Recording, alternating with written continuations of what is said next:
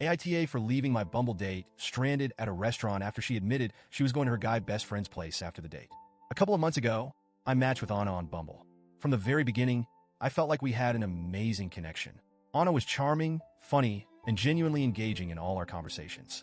We texted back and forth for a few weeks before moving to long FaceTime calls. These weren't just casual chats. They were hours-long conversations where we talked about our lives, our families, and our hopes for the future. We laughed a lot, shared embarrassing childhood stories, and even bonded over our shared love for the same obscure indie bands. It felt effortless.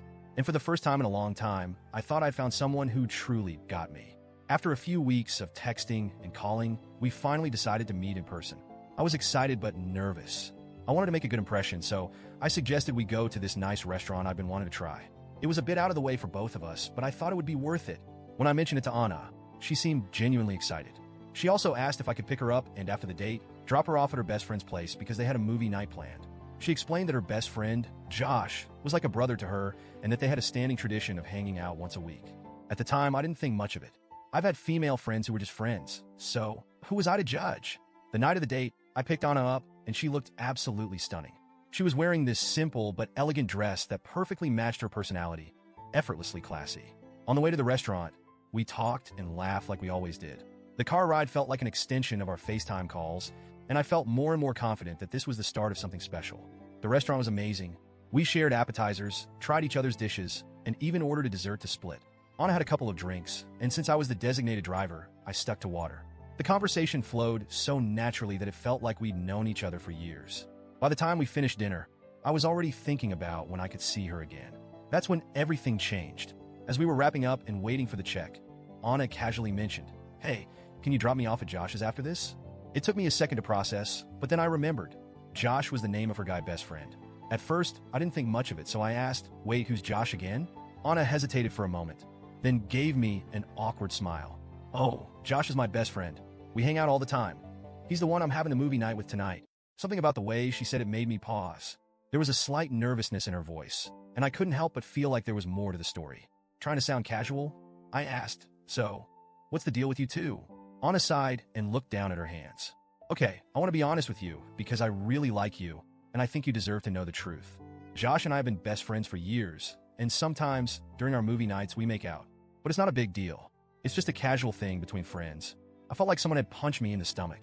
Here I was, thinking this date was the beginning of something meaningful, and now she was telling me that she was planning to go make out with her best friend after our date? I didn't even know what to say. My mind was racing, and I could feel a mix of anger, disappointment, and humiliation building up inside me. After a long pause, I finally managed to ask, "So, you're expecting me to take you to his place where you'll make out with him after tonight?" Anna's face turned red, and she quickly shook her head. "No, it's not like that. I mean, yes, we sometimes make out, but it's not serious. I really like you, and I want to be honest with you, because I see a future with you." Her words only made me feel worse. How was I supposed to believe that she was serious about me when she was still entangled in whatever this was with Josh? I tried to keep my cool, but I couldn't hide the hurt in my voice. "I think you should call Josh to come pick you up," I said. Anna looked shocked. "What? Why? I didn't mean to hurt you. I just wanted to be upfront because I thought you'd appreciate my honesty." "I do appreciate your honesty," I replied. "But I can't sit here and pretend like this doesn't bother me. I'm not going to drop you off at another guy's place after everything that's happened tonight." She looked like she was about to cry, and for a moment, I felt a pang of guilt. But I also knew I had to stand up for myself. I paid for my portion of the dinner, told her goodnight, and walked out. As I drove home, I couldn't stop replaying the night in my head. Part of me felt justified in leaving.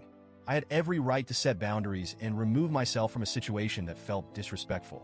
But another part of me wondered if I'd overreacted. Was Anna really trying to be malicious? Or was she just being honest about a complicated situation? And should I have handled it differently?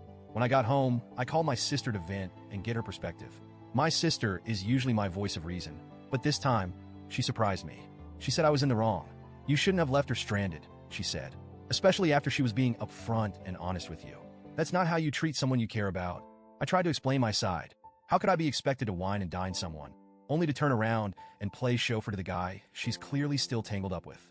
It felt like a slap in the face. My sister sighed. "I get why you're upset, but you could have at least waited with her or helped her arrange a ride home. Walking out like that wasn't fair." Her words stuck with me, and now I'm torn. On one hand, I feel like I had every right to walk away from a situation that made me uncomfortable. On the other hand, was it really necessary to leave Anna there? especially when she'd been honest about her situation. I keep replaying the night in my head, wondering if I overreacted or if this was just a hard lesson for both of us. So, Reddit, AIEA for leaving Anna at the restaurant after what she told me? Or was I justified in walking away from something that felt wrong?